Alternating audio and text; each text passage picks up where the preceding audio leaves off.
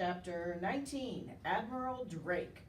So Mr. Popper, with Captain Cook, Greta, Columbus, Louisa, Nelson, Jenny, Magellan, Adelina, Scott, Isabella, Ferdinand, and Victoria, was bundled into the patrol wagon and hustled off to the police station. None of his pleas could move the desk sergeant. That theater manager is pretty mad at the way you busted into his theater, so I'm holding you. I'm going to give you all a nice quiet cell unless you furnish bail.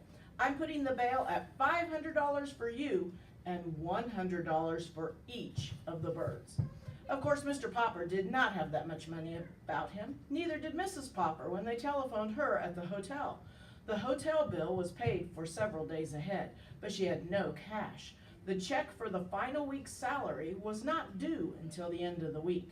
Indeed, it now looked as if the Poppers would never see that check, since they could not get the Penguins out of jail long enough to put on their act at the Royal Theater. If only they could have got in touch with Mr. Greenbaum. Mr. Popper knew that kind man would have got them out.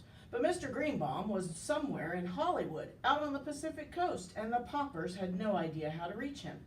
It was very dull for the birds in jail. Wednesday came and there was still no word from Mr. Greenbaum. Thursday, and the birds began to droop. It was soon apparent that the lack of exercise, combined with the heat, might prove too much for them. There were no more tricks or merry games. Even the younger birds sat all day in dismal silence, and Mr. Popper could not cheer them up. Mr. Popper had a feeling that Mr. Greenbaum would probably turn up by the end of the week to see about renewing the contract, but Friday passed without any news of him. Saturday morning, Mr. Popper got up very early and smoothed his hair. Then he dusted off the Penguins as well as he could, for he wanted everything to look as presentable as possible, in case Mr. Greenbaum should appear. About 10 o'clock, there was a sound of footsteps in the corridor, and a jingling of keys, and the door of the cell was opened. "You're free, Mr. Popper. There's a friend of yours here." Mr. Popper stepped out into the light with the Penguins. "You're barely in time, Mr. Greenbaum," he was about to say.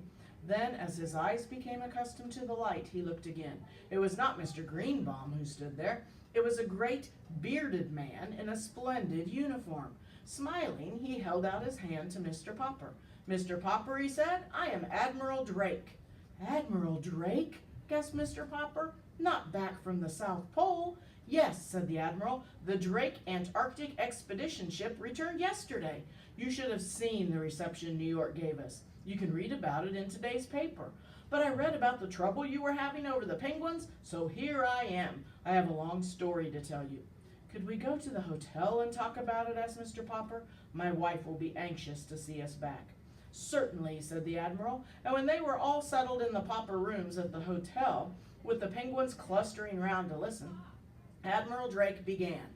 "Naturally, when I knew that I was coming back to America, I often thought about the man to whom I had sent the Penguin. It takes us a long time to hear things down there, and I often wondered how you and the bird were getting along. Last night at the mayor's dinner for us, I heard about the wonderful trained penguin act you had been putting on all over the country. This morning I picked up the paper, and the first thing I read was that Mr. Popper and his 12 penguins were still being held in jail. But 12 penguins, Mr. Popper? How on earth?" Then Mr. Popper told how Greta had arrived to keep Captain Cook from being lonely, and how the little penguins had grown, and how the clever little band had saved the day for the Poppers when things looked bad. "It's amazing," said Admiral Drake. "I've seen a lot of penguins in my time, but never such educated ones as these. It certainly shows what patience and training can do. But now, to get to my real point, Mr. Popper, you probably know that I have explored the North Pole as well as the South Pole?" "Oh, yes," said Mr. Popper respectfully. "I've read books about both your Arctic and your Antarctic expeditions." "Well then," said the Admiral, "maybe you know why we explorers prefer the South Pole?" "Could it be on account of the penguins, sir?" asked Janie, who'd been listening very hard. Admiral Drake patted her head. "Yes, my dear, those long polar nights get pretty dull when you have no pets to play with.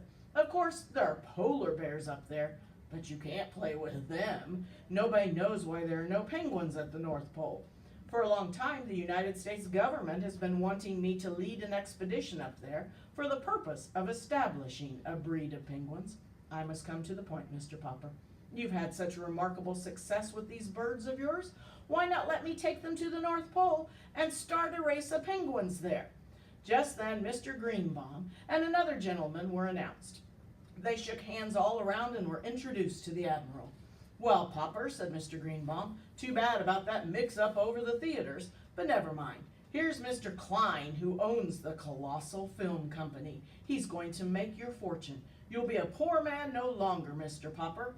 Poor, said Mr. Popper. I'm not poor. These birds have been earning us $5,000 a week. Oh, $5,000, said Mr. Klein. What's that? Pin money. I want to put those birds in the movies, Mr. Popper. We've got the story department working on stories for them already. Why, I'll put each of those birds under a contract that will keep you and the missus on Easy Street the rest of your lives. Papa, whispered Mrs. Popper, I don't want to live on Easy Street. I want to go back to Proudfoot Avenue. You better consider, Mr. Popper, said the Admiral. I can't offer you anything like that. You say those men at the North Pole get lonely because there are no penguins, asked Mr. Popper. Very lonely, said the Admiral. But if there were penguins up there, mightn't the polar bears eat them? Oh, ordinary penguins, yes, said the Admiral judiciously, but not such highly trained birds as yours, Mr. Popper. They could outwit any polar bear, I guess. It was now Mr. Klein's turn to speak. In every moving picture house in America, little children would have the pleasure of seeing stories acted by the Popper performing penguins, he said. Of course, if we succeeded in establishing the breed at the North Pole, said the Admiral, the name might have to be changed a little. I imagine that hundreds of years from now, scientists would be calling them the Popper Arctic penguins. Mr. Popper was silent for a moment. Gentlemen, he said, I want to thank you both. I'll give you my decision tomorrow. Hi, kids.